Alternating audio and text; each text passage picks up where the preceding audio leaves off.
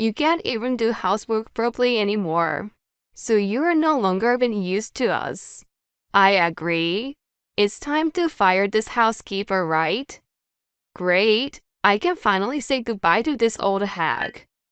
My husband and mother-in-law were shouting at me in a wheelchair, and my daughter cursed at me without any sign of care. In front of me are the three of them, looking down at me with a wry smile. Are they waiting for my reaction? If you're going to go that far, I won't show any mercy either. You will see. I will make you regret it. My name is Anna Taylor, 30 years old. I'm a freelance writer working from home and a housewife. I got married 2 years ago and live with my husband, daughter, and mother-in-law. My husband Jared is 5 years older than me. I met him 3 years ago through a dating app I started with a friend. Jared and I both like watching movies. We had a lot in common, and we exchanged numbers right away. He was a mature man with a smart attitude. I was attracted to him, and we started dating. 6 months later, he proposed to me, and we decided on our marriage in no time. However, there was one problem we had to deal with in order to get married. That was the existence of Maya. Maya and I are not related. She is a child between Jared and his ex-wife, and she was already 10 years old when we got married. She's now a junior high school student. I still feel a big gap between us. I can understand why it's difficult to think of me as her mother, but still, she hates me so much. Until recently, she has ignored me even when I try to talk to her.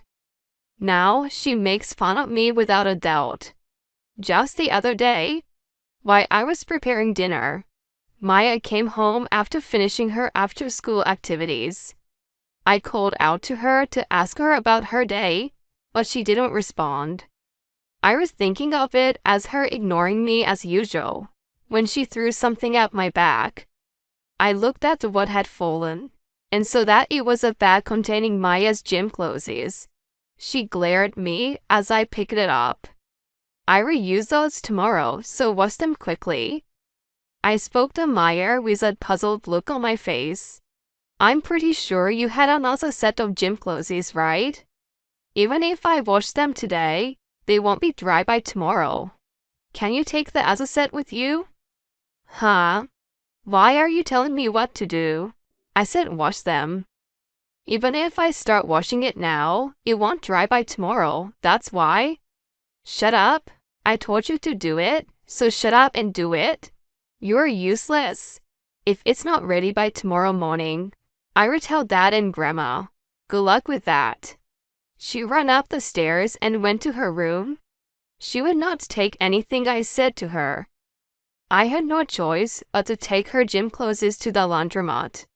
While I was putting them in a dryer, I was stuck by an indescribable feeling of emptiness.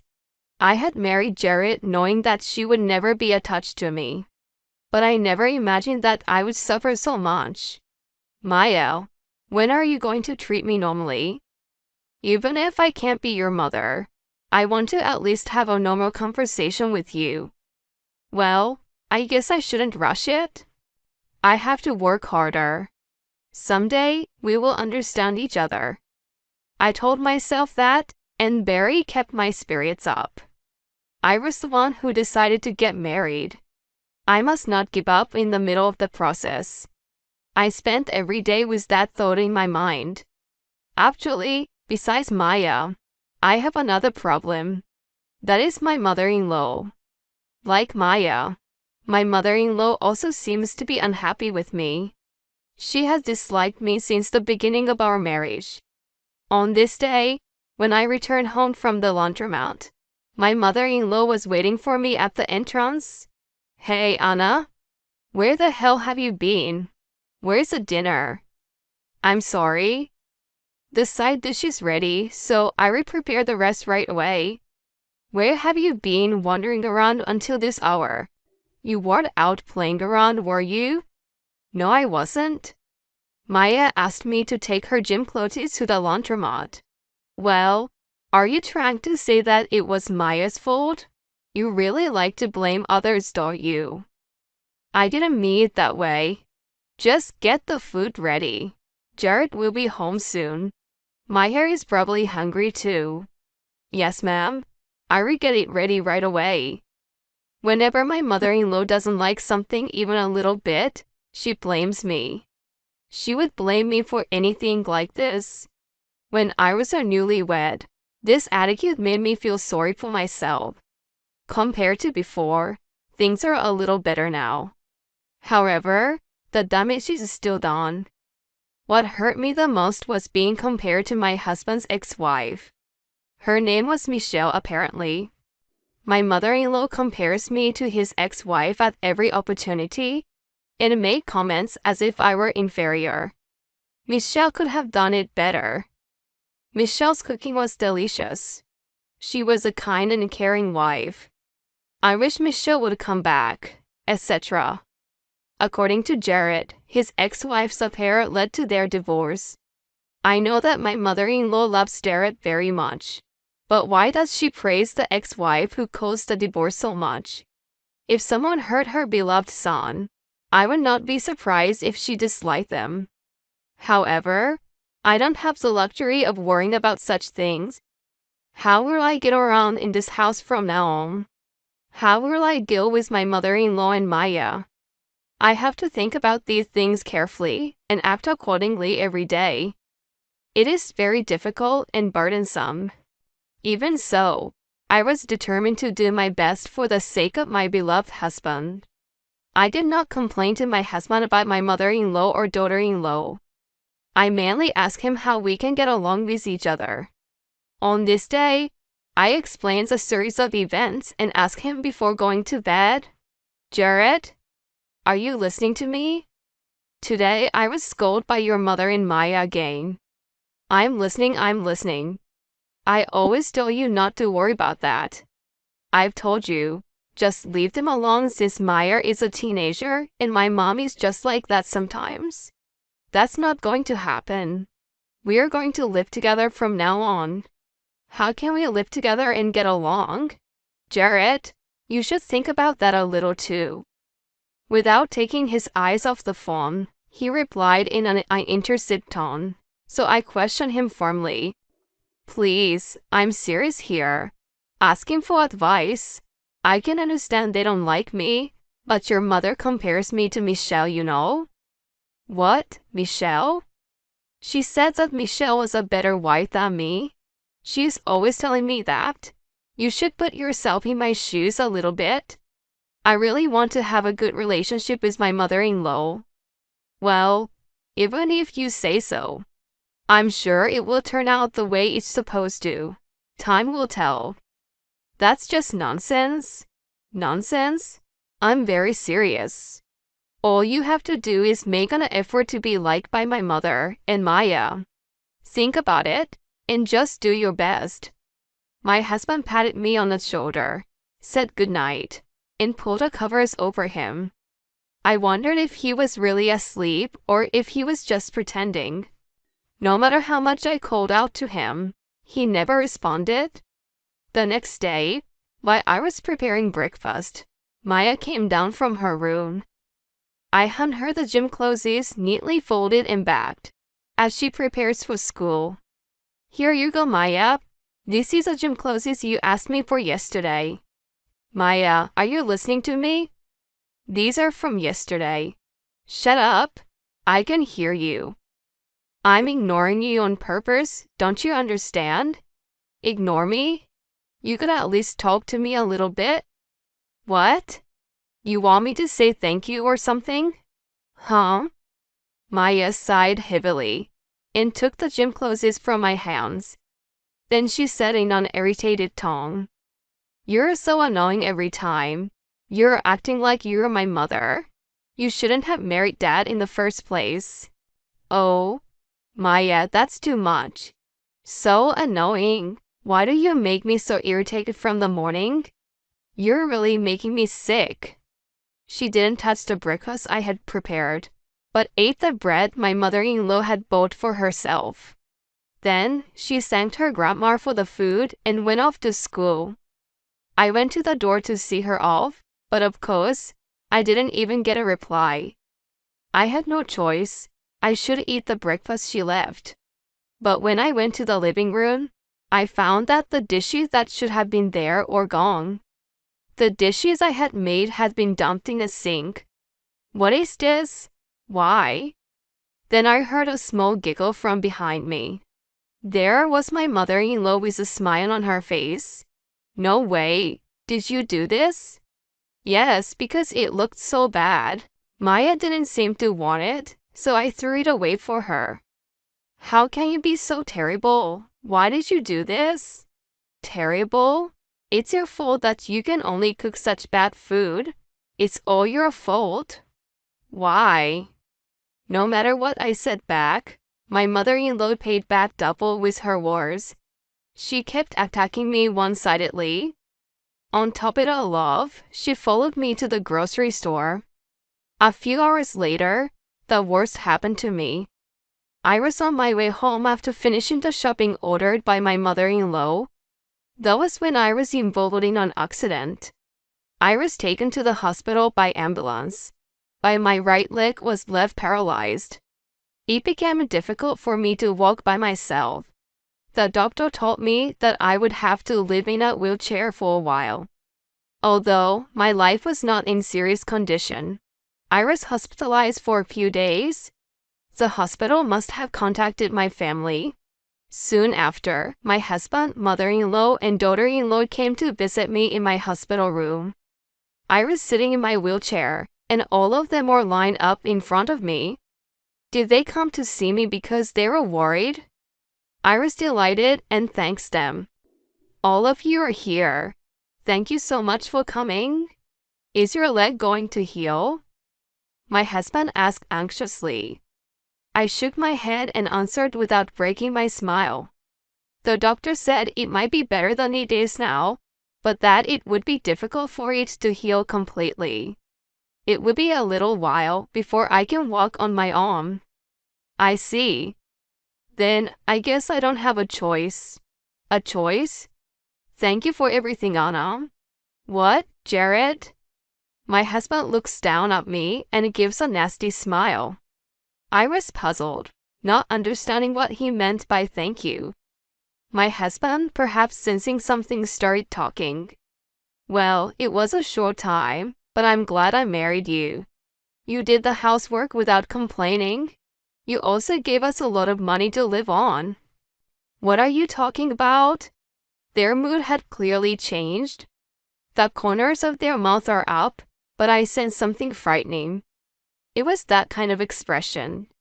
When I shrunk in front of them, my husband, mother-in-law, and Meyer, in that order, opened their mouths. You can't even do housework properly anymore, so you're no longer of any use to us. I agree. It's time to fire this housekeeper, right? Great. I can finally say goodbye to this old hag. My husband and mother-in-law were shouting at me in a wheelchair, and my daughter cursed at me without any sign of care. I was so shocked that my body stiffened and my legs trembled. My husband, looking down at me, finally gave me his final words. I married you and kept our marriage also that you could take care of the house. In other words, you're no longer of any use to me now that you're in a wheelchair. Oh no, does that mean? Divorce is what it is. Thanks for being my housekeeper all this time. As soon as you get out of the hospital, take your stuff and get out of our house.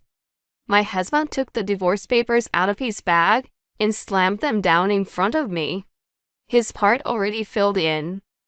Without waiting for my reply, they left the hospital room. The door to the room closed, and the sound of their footsteps and laughter faded away. At that moment, my heart was already filled with anger toward them. He never liked me from the beginning. He married me and used me to take care of his daughter. This is unforgivable. All three of them. I will never forgive them. I signed the divorce papers right then and there, and called my mother. I explained the situation. and asked her to submit the signed divorce papers to the city office.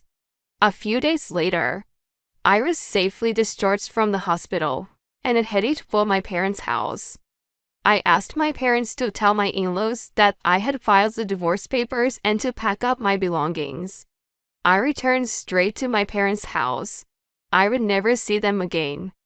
I felt somewhat relieved and decided to start a new life. 5 years later, a familiar name Jared appeared on my phone. I had forgotten to block his number. I did not answer the call and deleted his information from my phone. The next day, my former family showed up at my parents' house. When they saw me, they knelt down on the ground.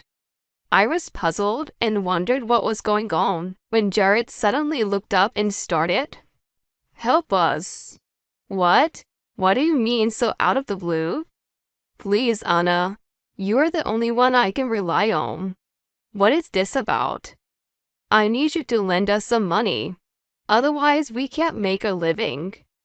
If I sum up his words, this is what it was. For a while after I left, they were living a comfortable life. But when Maya entered a private high school, their finance had become more difficult. The reason was that Maya was stealing money from the house to buy the things she wanted. Not only that, Jared's mother was also using her son's salary to indulge in beauty treatments and luxury brand goods. When their savings ran out, they began to borrow money. They were unable to repay their debts, and they were forced into a situation where they couldn't borrow any more money. The biggest issue right now was Maya's tuition. She couldn't keep up her grades, so they apparently have to pay high fees to keep her in school. They tried for a scholarship, but her grades were so bad that she's on the verge of being expelled from school. Jared rubbed his head against the ground with tears in his eyes as he finished telling me what had happened. "Please, please. It's just as I said. You must have made a lot of money. So I'm begging you, please lend us some money, even if it's just a little." His mother and Maya followed as they begged together. I was deeply disgusted by them. 5 years ago, they kicked me out of the house after bullying me every day. Then they come back like nothing had happened when they're in need of money. I knew that I was still being used for their convenience. I was even getting angry. The next thing I knew, I heard turn on the faucet at the front door and was spraying water at them. "What the hell are you doing, you bitch?" Again, all three of them screaming and yelling. "Hey, what are you doing? It's so cold. Don't get carried away, you old hag. We are relying on you and begging you to help us. This is obviously not the way to ask for help." Once their true nature was exposed, I blotted out my true feelings, which I had been keeping in my heart all this time. Relying on me? I never asked you to rely on me. You used me for your own convenience, and now you want me to help you out because you're in trouble? That's bullshit. How much more do you have to mock me? What? What the hell? How dare you talk to me like that? We're in so much trouble. I don't care. I don't care how much trouble you guys are in or whether you are starving to death. I don't give a shit. Rather, I'm glad you're in trouble. This is what you deserve. I would never help you in a million years. Why don't you guys just lick each other's wound and suffer for the rest of your lives? After I finished spraying water on them, I slammed the door as hard as I could. I locked the front door and physically cut them off. For a while after that, there was yapping and screaming in front of the house. A neighbor who couldn't stand to see them called the police. They were taken away by the police under the name of nuisance. The rumor that they got into trouble with the police spread throughout the neighborhood. Eventually, the story reached Jared's company.